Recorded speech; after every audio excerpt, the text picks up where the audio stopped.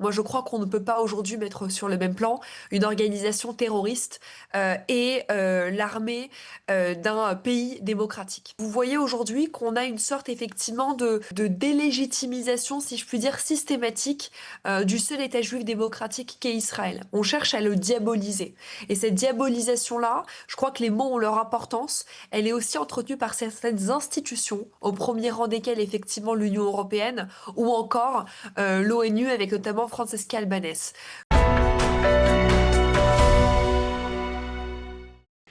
Depuis plusieurs mois déjà, l'image d'Israël en Europe semble se dégrader fortement. Manifestations, boycott, pression diplomatique, polémique autour de l'Eurovision. Dans certains pays, des Israéliens disent ressentir une hostilité grandissante et de nombreux juifs européens s'inquiètent pour leur avenir. Alors assistons simplement à une critique politique d'Israël ou à quelque chose de plus profond. L'Europe est-elle en train de mettre Israël à l'écart? C'est ce que nous allons essayer de comprendre. Et pour cela, nous sommes très heureux de recevoir Shannon Seban. Shannon, bonjour. Bonjour, merci beaucoup de votre invitation. Vous êtes la secrétaire nationale des Républicains et directrice Europe de combattre l'antisémitisme. Je voudrais commencer avec vous, Shannon, par une enquête qui a été réalisée au niveau international et qui met Israël en première place des pays les plus détestés. Est-ce que c'est un résultat qui vous a surpris? Écoute, c'est un résultat qui ne m'a pas surpris, mais que je déplore, hein, tout simplement parce qu'il dit beaucoup aujourd'hui de la diabolisation systématique d'Israël qui est entretenue à la fois par les institutions européennes, mais pas que, et par les médias. Moi, ce que je veux juste rappeler, c'est qu'Israël, quoi qu'on puisse penser aujourd'hui de la politique menée par Benjamin Netanyahou, ne mène pas cette guerre de gaieté de cœur. Mhm. Elle ne mène pas par ailleurs une guerre contre des populations civiles. C'est une guerre qui est menée contre des organisations terroristes. Et je pense qu'il est aussi important de remettre les choses dans leur contexte. Moi, j'ai l'impression, et je ne sais pas si, je crois que beaucoup d'entre nous partagent aussi parmi ceux qui nous écoutent ce constat, mais on oublie très vite ce qui s'est passé le 7 octobre 2023. Le 7 octobre 2023, vous avez une organisation terroriste qui est le Hamas, qui a tué près de 1200 personnes parce que israéliennes, parce que de confession juive. Il y a eu un massacre qui s'est produit, le massacre le plus important depuis la Shoah. Et ça, beaucoup l'oublient. Mais je pense qu'il est aussi important, alors oui, le temps passe, une actualité en chasse une autre, mais il me semble essentiel de rappeler ce qui s'est passé. Quand Israël, par ailleurs, aujourd'hui, aide l'Iran aux côtés des États-Unis pour se débarrasser du régime et de la République islamique et du régime des Mollahs, c'est une guerre qui n'est pas menée contre le peuple iranien. C'est une guerre précisément qui est menée pour libérer le peuple iranien du joug de cette République islamique, de ce régime des Mollahs qui bafoue les droits les plus fondamentaux du peuple iranien. Et donc, si vous voulez, on a une sorte de manipulation aujourd'hui de l'information. On essaye de faire croire euh, euh, qu'Israël mène cette guerre de gaieté de cœur. Non, c'est une guerre qui est menée contre le terrorisme. En tout cas, c'est la position aujourd'hui que je tiens. Alors, en tout cas, cette position, elle est rejointe aussi par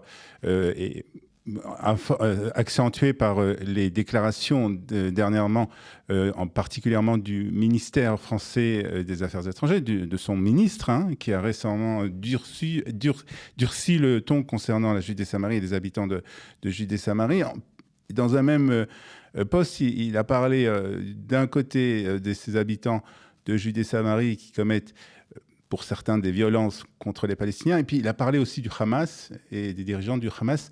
Comment vous avez interprété cette évolution de la position française?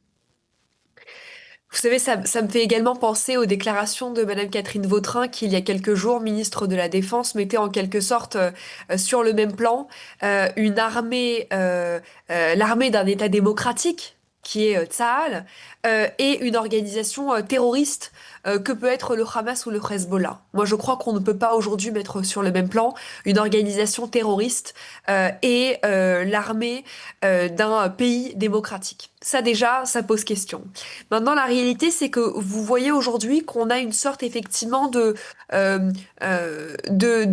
délégitimisation, si je puis dire, systématique du seul État juif démocratique qu'est Israël. On cherche à le diaboliser. diabolisée. Et cette diabolisation-là, je crois que les mots ont leur importance. Elle est aussi entretenue par certaines institutions, au premier rang desquelles effectivement l'Union européenne ou encore l'ONU avec notamment Francesca Albanese. Je veux juste rappeler ici un chiffre entre 2015 et 2024.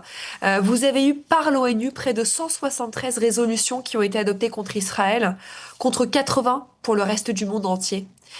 Et en 2025, sur la seule année 2025, près de 15 résolutions ont été adoptées contre Israël, contre 11 pour tous les autres pays réunis, Corée du Nord, Iran, Myanmar, Russie, etc.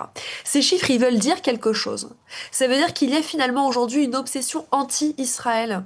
Quand vous voyez que l'Union européenne souhaite effectivement rompre cet accord entre l'Union européenne et Israël, ça veut dire aujourd'hui quelque chose. Cette logique-là du boycott systématique, qui viserait par ailleurs à pénaliser un pays tout entier et ses habitants, je trouve cela particulièrement injuste. On ne peut pas aujourd'hui tenir pour responsable l'ensemble de la population israélienne de la politique qui est menée par Benyamin Netanyahou. Encore une fois, on peut ne pas être d'accord avec la politique qui est menée par Netanyahou. Par contre, pénaliser un peuple tout entier, ça c'est particulièrement injuste. Alors comment, on va revenir sur ce sujet, peut-être aussi parler de ce qu'il est possible de faire aujourd'hui, plus particulièrement par des personnes comme vous, qui êtes une personnalité politique. Comment vous expliquez justement cette position, que ce soit la position française ou la position du Quai d'Orsay d'Emmanuel Macron par rapport à Israël? Est-ce que c'est une reposition, c'est par rapport aussi peut-être au monde arabe et au détriment d'Israël? Écoutez, je ne l'espère pas. Je ne l'espère pas. Je ne suis pas dans la tête de ces dirigeants dont je respecte les fonctions. Là n'est pas le sujet. En revanche, je crois que, vous savez, il y a des moments dans l'histoire où il faut se tenir du bon côté de l'histoire. De la même façon que je n'ai pas été d'accord avec la décision qui a été celle du président de la République quand il a décidé de reconnaître un État palestinien alors même que vous aviez encore des otages qui étaient détenus par les barbares du Hamas dans des tunnels à Gaza, de la même façon, je ne comprends pas aujourd'hui que l'ensemble des pays démocratiques, et pas que la France, que l'ensemble des démocraties du monde entier ne se tiennent pas aujourd'hui de façon évidente et sans aucune ambiguïté aux côtés d'Israël et aux côtés des États-Unis dans ce combat qu'ils mènent contre le terrorisme et contre la République et le régime des Mollahs. Ça, je ne le comprends pas. Puisqu'aujourd'hui, ça devrait relever du bon sens quand vous voyez aujourd'hui le combat que mène le peuple iranien depuis des années maintenant contre le terrorisme et contre ce régime des Mollahs. Ça devrait aujourd'hui faire l'objet de quelque chose d'évident, d'un consensus évident, de l'unanimité. Quand on tient aux valeurs démocratiques, aux valeurs de liberté, on ne peut pas aujourd'hui refuser de se tenir du côté d'Israël et des États-Unis dans ce combat qu'ils mènent contre l'Iran. Ça devrait relever de l'évidence. Alors, après avoir dit tout ça, après avoir fait ce constat, Shannon, qu'est-ce que vous pouvez faire, vous, en tant que personnalité politique, ou tout simplement en tant que responsable, aussi bien politique que communautaire, qu'est-ce qu'il est possible de faire justement pour essayer de changer ce qui se passe par rapport à Israël aujourd'hui? Vous savez, c'est une question que je me pose tous les matins en me levant. Moi, je n'ai pas toujours été une militante comme je le suis actuellement et j'ai fait effectivement de la politique depuis des années maintenant, mais j'essaye de conjuguer les deux et chaque matin, je me lève en me disant quelle est l'action, la petite action que je pourrais entreprendre pour essayer de convaincre qu'on doit aujourd'hui lutter contre l'antisémitisme, comme on doit lutter contre le racisme, contre toutes les formes de discrimination et comme on doit agir de manière générale pour établir la justice. Ce que je vois, c'est qu'on a un devoir qui est de dire les choses avec beaucoup de fermeté et de faire parler finalement cette majorité silencieuse. Sur le plan politique, tout d'abord, quand vous regardez aujourd'hui l'animosité avec laquelle agit la France insoumise et l'ensemble de ces élus de gauche qui cherchent systématiquement à délégitimer Israël, à déverser un antisémitisme qui est aujourd'hui évident, Ça m'interpelle. Tout simplement parce que c'est une minorité qui est bruyante. Moi, mon combat aujourd'hui, c'est de porter la voix de cette majorité silencieuse. Vous avez beaucoup de Françaises et de Français dans notre pays qui s'opposent aux déclarations notamment de la France insoumise, qui s'opposent aux déclarations de Francesca Albanese à l'ONU. Mais on a besoin aujourd'hui de faire grandir cette voix-là.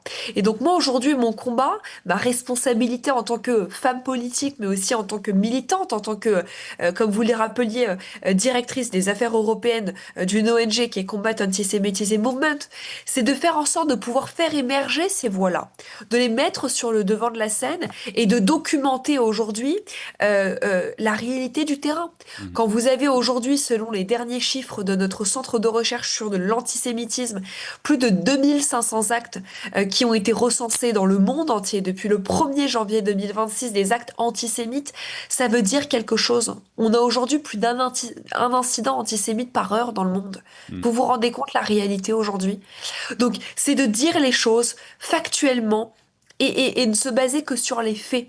Et je suis convaincue que la vérité finira toujours par triompher. Mais est-ce que cette vérité finira par triompher? C'est sûr, mais pour le moment, on voit qu'il y a quand même un obstacle très important, et c'est l'obstacle des médias. Comment vous arrivez justement à dépasser, à passer cet obstacle? C'est pas tous les jours facile. C'est pas tous les jours facile, et vous le disiez à très juste titre, on a aujourd'hui certains médias qui ont une ligne éditoriale assumée, notamment le service public, hein. On voit bien que le service public aujourd'hui, la neutralité du service public est parfois contestée, comme par ailleurs la neutralité de certaines chaînes. Par contre, il existe d'autres canaux. Vous avez aujourd'hui les réseaux sociaux sur lesquels on a la possibilité de s'exprimer, et je pense qu'il est important aujourd'hui, oui, de faire valoir son opinion, parfois avec beaucoup de difficultés, mais je pense qu'il est important voilà, de lutter pour faire entendre aujourd'hui une voix qui soit courageuse et de faire entendre son opinion. C'est un travail de longue haleine qui n'est pas tout le jour très simple, mais je pense que c'est important de le faire. Alors Shannon, de nombreux Israéliens redoutent aujourd'hui, ou craignent plus exactement, de partir en Europe particulièrement, puisqu'ils ne se sentent pas en sécurité. Puis les Juifs de France et d'Europe aussi, qui se disent ne plus se sentir totalement en sécurité. Qu'est-ce que vous pouvez leur dire? Leur dire que, vous savez, moi j'entends beaucoup de personnes de confession juive à travers toute l'Europe. Je voyage énormément, je vous parle aujourd'hui depuis Prague, en République tchèque notamment. J'entends beaucoup effectivement cette petite musique latente qui est de dire que il n'y a plus d'endroits sécurisés pour les juifs en Europe notamment. Et beaucoup veulent effectivement quitter l'Europe. Moi, ce que je veux leur dire, c'est que c'est quand c'est difficile qu'il faut rester. C'est quand c'est difficile qu'il faut rester, et que, en particulier en Europe, qui a connu la Shoah, un massacre de juifs organisé, un génocide, parce qu'on entend aujourd'hui le mot génocide être banalisé. Non, la Shoah, c'est un vrai génocide. Le génocide des Tutsis au Rwanda, c'est un vrai génocide. Mais donc, justement, quand on regarde ce qu'il s'est passé il y a 80 ans en Europe, on a aujourd'hui une responsabilité collective de faire en sorte de protéger les communautés juives en Europe. Et ça, je pense que certains dirigeants européens l'oublient trop souvent et méconnaissent ce devoir qu'ils ont aujourd'hui, qui est de protéger les communautés juives en Europe. Et donc moi, je le dis très solennellement en votre antenne, je comprends la tentation qui peut être celle de nombreux juifs en Europe de quitter l'Europe. Et je le déplore. Et je le déplore parce que ça veut dire que les gouvernements ont failli à leur mission première, qui est celle de protéger leurs citoyens juifs. Par contre, il y a un devoir qui est celui de rester. De rester pour que le Never Again euh, puisse avoir aujourd'hui tout son sens, et je pense que c'est important. Je sais que c'est difficile, mais je pense que c'est important. C'est important, mais est-ce que c'est pas non plus une responsabilité de dire ça, vu justement la situation de sécurité de ces Juifs en Europe, en France? Mais moi, vous savez, je pense que c'est facile de partir. Mais c'est quand c'est difficile qu'il faut rester. Et donc, dans ce cas-là, charge aux communautés juives, face aux c'est aussi la responsabilité des organisations contre les miennes, comme les miennes, pardon, Ouais. d'agir au quotidien pour justement mettre la pression sur ces gouvernements pour agir. Mhm. C'est beaucoup trop facile pour eux que de se cacher et de laisser fuir les communautés juives. Non. Mhm. Nous sommes aujourd'hui à un tournant de l'histoire. Et c'est mon devoir aujourd'hui, que j'assume pleinement, Mhm. de mettre la pression sur ces gouvernements, sur ces institutions, sur les maires, sur les élus locaux, sur les membres du gouvernement pour agir. agir. Nous sommes à un tournant de l'histoire et je crois qu'on ne mesure pas aujourd'hui l'importance du moment qui se joue. Soit on décide d'agir, soit on décide de fermer les yeux et de continuer à mettre sous pression les communautés juives en Europe. Et l'histoire, en tout cas, s'en souviendra. Donc c'est aujourd'hui mon devoir, je suis à la tâche, je suis à l'action. Chaque jour est un jour de combat et vous pouvez compter aujourd'hui sur ma détermination la plus totale pour faire en sorte que les communautés juives se sentent en sécurité en Europe et surtout sentent qu'ils puissent avoir toute leur place. Alors, on va terminer par un sujet aussi difficile, hein, puisque c'est quand même un sujet qui a fait beaucoup de polémiques. C'est la participation d'Israël à l'Eurovision, puisque la finale aura lieu samedi soir avec le représentant israélien. Une participation d'Israël qui a fait beaucoup de polémiques, qui a fait beaucoup parler d'elle en Europe. Certains pays ont même refusé de venir participer à l'Eurovision en raison de la participation d'Israël. Comment vous voyez, comment vous comprenez ces positions? Vous savez, moi, sur la question de l'Eurovision en particulier, c'est un sujet qui m'a toujours, on va dire, qui a toujours attiré mon attention parce que ça veut dire beaucoup. C'est le symbole parfait, finalement, l'Eurovision.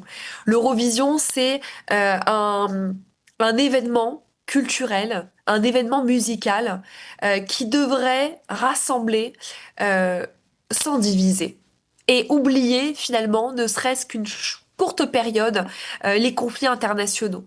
Et là, on voit bien que finalement, même dans un concours de chansons, on n'accepte plus la présence d'Israël. Vous avez 5 pays, l'Islande, l'Irlande, les Pays-Bas, la Slovénie, l'Espagne, sans surprise bien évidemment, qui se sont même retirés à cause d'Israël. Tant pis pour eux, j'ai envie de vous dire. Mais on est en train ici de boycotter un chanteur israélien, alors même que celui-ci vient porter un message de paix. En quoi Noam Betan devrait-il être tenu pour responsable de ce qu'il se passe dans son pays? Je trouve que c'est absolument abject et particulièrement injuste, hein, si je puis dire. Donc moi, ça m'interpelle et j'en appelle aujourd'hui à ce qu'il y ait finalement du courage de la part de certains dirigeants du monde entier, pas que des dirigeants européens, pour dire que ça suffit avec cette stratégie du boycott. C'est abject et ça dit beaucoup aujourd'hui de cette haine d'Israël qui est finalement latente, mais qui n'attend que le moindre prétexte aujourd'hui pour se libérer. Voilà, moi c'est ça aujourd'hui ma conviction, c'est que cette haine d'Israël, que cette haine des Juifs de manière générale, elle existe finalement depuis des années, mais on a attendu le 7 octobre 2023 pour avoir, selon eux, et je mets tout cela entre guillemets, une bonne raison de haïr les Juifs, c'est abject. Très bien. En tout cas, on va souhaiter, bien sûr, une bonne chance et on soutiendra Noam Bitan le samedi soir de toutes les manières, et encore plus en raison de tout ce qui se passe autour de l'Eurovision. Et puis en plus, comme c'est une très belle chanson, une très belle interprétation, nous serons bien sûr avec lui samedi soir. Merci en tout cas, Shannon Seban, d'avoir été ce matin avec nous et bon Merci séjour. à vous.